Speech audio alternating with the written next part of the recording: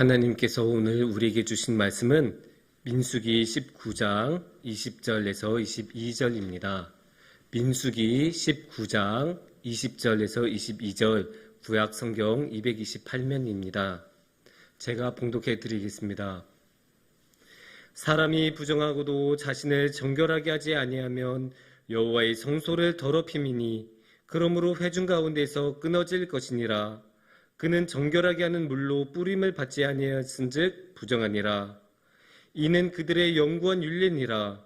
정결하게 하는 물을 뿌린 자는 자기 옷을 빨 것이며 정결하게 하는 물을 만지는 자는 저녁까지 부정할 것이며 부정한 자가 만진 것은 무엇이든지 부정할 것이며 그것을 만지는 자도 저녁까지 부정하니라. 아멘. 여러분, 자전거 좋아하십니까? 딱 자전거.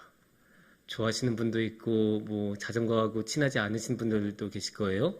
사실 우리가 지내는 성북동 같은 경우는 언덕도 많고 산도 많아서 자전거를 타기 그렇게 적합한 곳은 아니긴 합니다. 그래도 자전거를 좋아하는 사람은 너무나 좋아합니다. 그래서 그렇게 자전거를 좋아하게 되면 어떤 일들이 벌어질까요? 그 자전거를 위해 많은 투자를 합니다.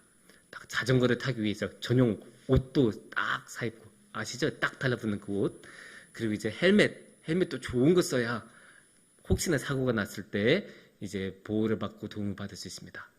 이제 자전거용 신발도 사고. 하지만 무엇보다도 가장 많은 투자를 어디에 할까요? 그렇죠. 자전거 자체에 하겠죠? 자전거 비쌉니다. 비싸기 시작하면 끝이 없습니다. 300만 원, 500만 원, 마음만 먹으면 쭉쭉쭉 올라갑니다. 그래서 속으로 저럴 거면 그냥 자동차 작은 거 사는 게 낫지 않을까, 이렇게 생각이 들어도 어떤 분들은 자전거를 너무 사랑하기 때문에 기꺼이 그런 비싼 자전거를 탑니다. 그런데 이런 자전거의 비싸고 안 비싸고를 떠나서 그것보다 자전거에서 훨씬 더 중요한 게 있습니다. 그건 바로 정비입니다. 자전거를 탈 때 항상 정비를 잘 해야 한다고 합니다. 어디 부품이 나간 것은 없는지, 마모된 것은 없는지, 그런 것을 계속 봐줘야 한다고 해요. 왜냐고요? 자전거는 당연히 어디서 타요? 방 안에서 안 타죠? 야외에서 보통 타죠. 그래서 야외에서 타다 보면 우리가 숲길도 지나가고 이렇게 시골길도 지나가고 하면 어떻게 되겠어요? 체인이나 바퀴 같은데 진흙도 끼고 먼지도 쌓이고 자갈 같은 것도 박히고, 그렇게 하다 보면 당연히 자전거의 성능이나 자전거의 수명에 안 좋은 영향을 끼칩니다. 그래서 심지어 정비가 되지 않은 500만 원짜리 자전거보다 정비가 잘 된 20만 원짜리 자전거가 더 빠르고 더 잘 나간다고 합니다. 이렇게 보면 이 정비라는 것이 얼마나 중요한지 우리는 알 수 있습니다. 그런데 정비라고 하는 것, 매일 점검하고 정비하는 게 비단 자전거에서만 중요할까요? 아닙니다. 우리의 신앙적인 삶에도 정비를 하고 점검을 하는 것은 너무나 중요합니다. 우리 삶에서는 당연히 신앙적으로 점검해야 될 게 굉장히 많습니다. 그런데 그 중에 하나가 정결입니다. 정결. 깨끗한 것. 이렇게 깨끗한 상태로 있는 것은 우리 성경에서 굉장히 많이 말씀하시고 강조합니다. 특히 오늘의 본문에서도 이런 정결함에 대해서 강조하기 때문에 오늘 우리의 이 본문 말씀을 통해서 한번 정결함에 대해서 같이 생각해보는 시간을 가졌으면 좋겠습니다. 오늘의 말씀은 민수기 말씀입니다. 민수기 중에서도 법전, 그러니까 하나님께서 율법을 주셔서 이스라엘 백성에게 이렇게 살아라 라고 하는 그런 내용입니다. 그 중에서 오늘의 법전은 무엇을 다루고 있을까요? 정결 예식에 대해서 말씀하고 계십니다. 그러니까 이렇게 해야 정결한 거고, 이런 방식으로 너는 정결함을 지켜라 라고 오늘의 말씀은 말씀하고 계십니다. 그렇다면 오늘의 말씀에서는 사실 정결함이 그냥 깨끗하고 더럽고 깨끗하고 더럽고 깨끗하고 부정하고 이런 거인데, 이게 어떻게 신앙하고 연결이 될까요? 오늘의 말씀은 이것을 성소하고 연결시킵니다. 그러니까 20절을 보면 이렇게 나오지요. 사람이 부정하고도 자신을 정결하게 하지 아니하면 여호와의 성소를 더럽히니 이렇게 말씀을 하고 계십니다. 그러니까 우리가 더러운 상태로 성소에 나와서 제사를 드리면 우리는 더러운 상태로 성소에 들어왔으니까 그 성소도 더러워지고, 그럼 어떻게 돼요? 하나님을 욕보이게 되는 것입니다. 당연하죠. 왜냐하면 하나님은 더러우신 분이십니까? 아닙니다. 하나님은 깨끗하신 분입니다. 하나님한테는 이만큼의 더러움도 없는 깨끗하신 분이기 때문에 우리가 그 더러움을 가지고 하나님께 그 더러움을 묻히고 더럽게 만들면 그건 당연히 하나님의 그 본성에 신뢰가 되는 행위가 될 것입니다. 그래서 20절 후반부에서는 그렇게 하지 말라고 강력하게 말씀하고 계십니다. 20절 후반부에는 이렇게 말씀하시죠. 그러므로 회중 가운데서 끊어질 것이니라. 회중 가운데서 끊어질 정도로, 아예 추방당하고 쫓겨날 정도로 그렇게 하지 말라고 오늘의 말씀에 대해서는 정결에 대해서 아주 강하게 경고하고 강조를 하고 있습니다. 당연히 우리는 이렇게 정결하고 깨끗한 모습으로 살아가야겠죠. 그런데 문제는 우리가 이렇게 깨끗하게 살아간다는 게 쉽지 않다는 일입니다. 왜 그렇게 그러면 깨끗하게 사는 게 어려울까요? 여러 가지 이유가 있는데 그 중에 중요한 것은 깨끗한 것하고 더러운 게 만나면 어떻게 될까요? 더러움으로 빠집니다. 정결한 거하고 부정한 것하고 만나면 부정해집니다. 그게 이제 힘든 거예요.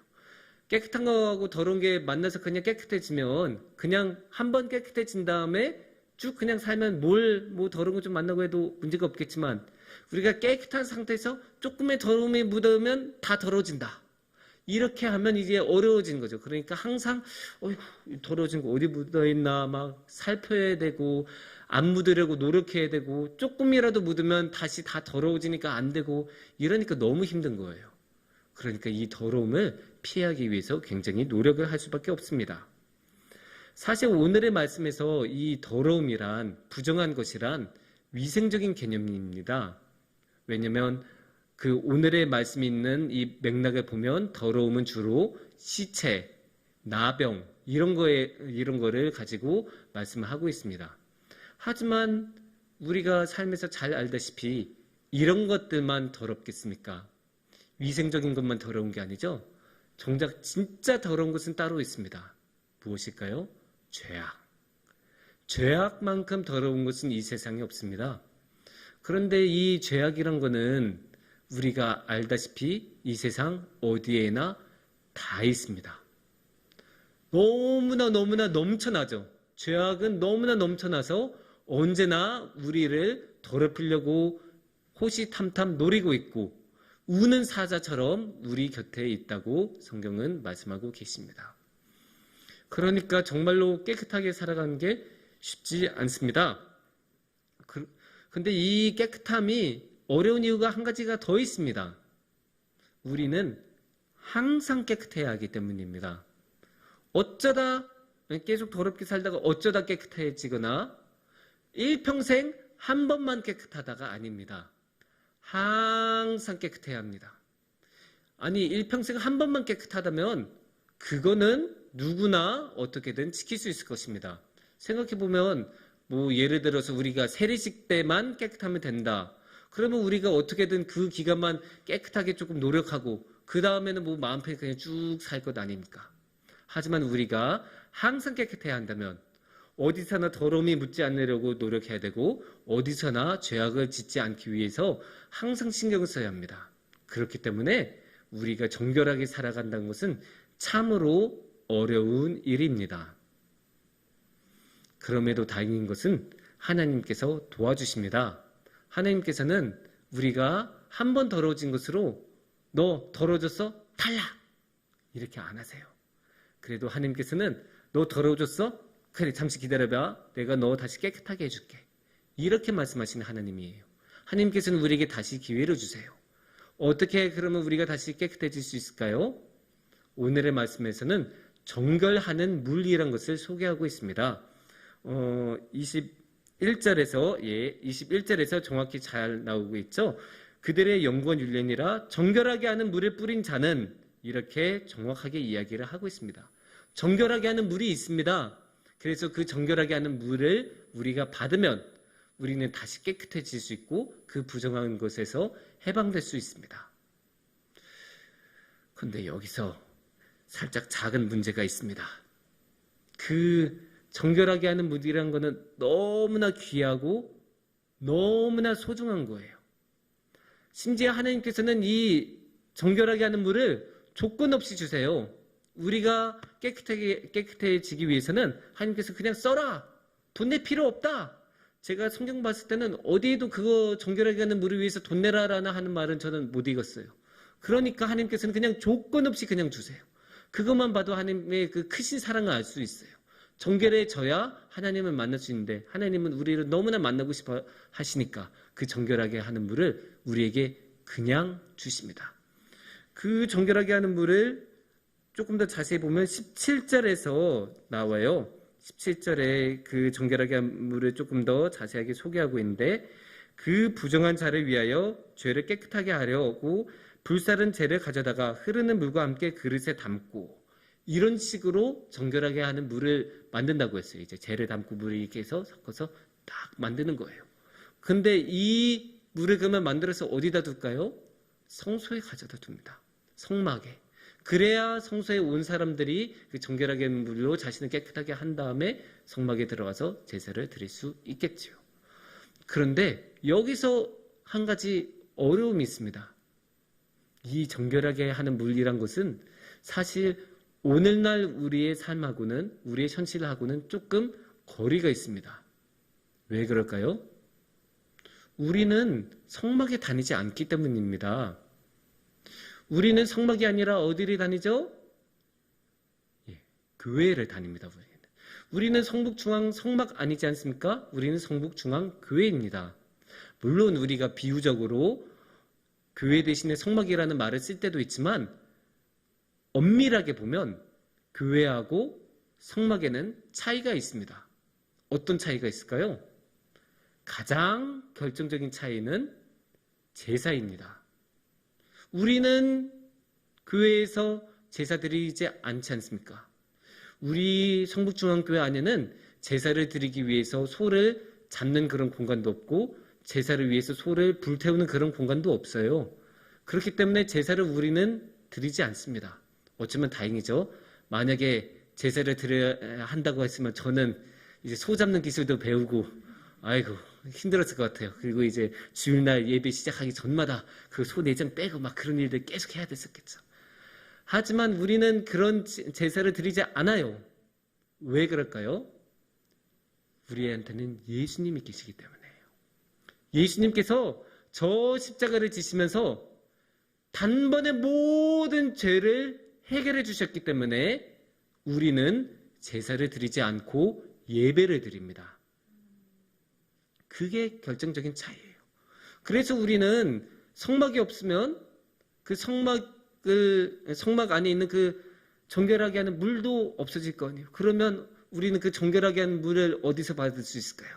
우리도 더러지긴 더러질 테니까 깨끗해져야 될 텐데 당연히 깨끗한 상태로 교회에 와서 깨끗한 상태로 주님께 예배를 드려야 할 텐데 그렇다면 우리는 어디서 깨끗하게 하는 물을 얻을 수 있을까요? 당연히 십자가, 예수님. 예수님께서 우리를 위해서 그 모든 고난을 당하시고 그 십자가를 짊어지시면서 그 피를 흘리시면서 우리의 모든 죄를 없애주셨기 때문에 예수님의 그 보혈의 피야말로 우리를 정결하게 해주시는 물입니다. 그 정결하게 하는 물을 예수님께서는 우리 위해 아무런 조건 없이 값없이 우리에게 주셨습니다.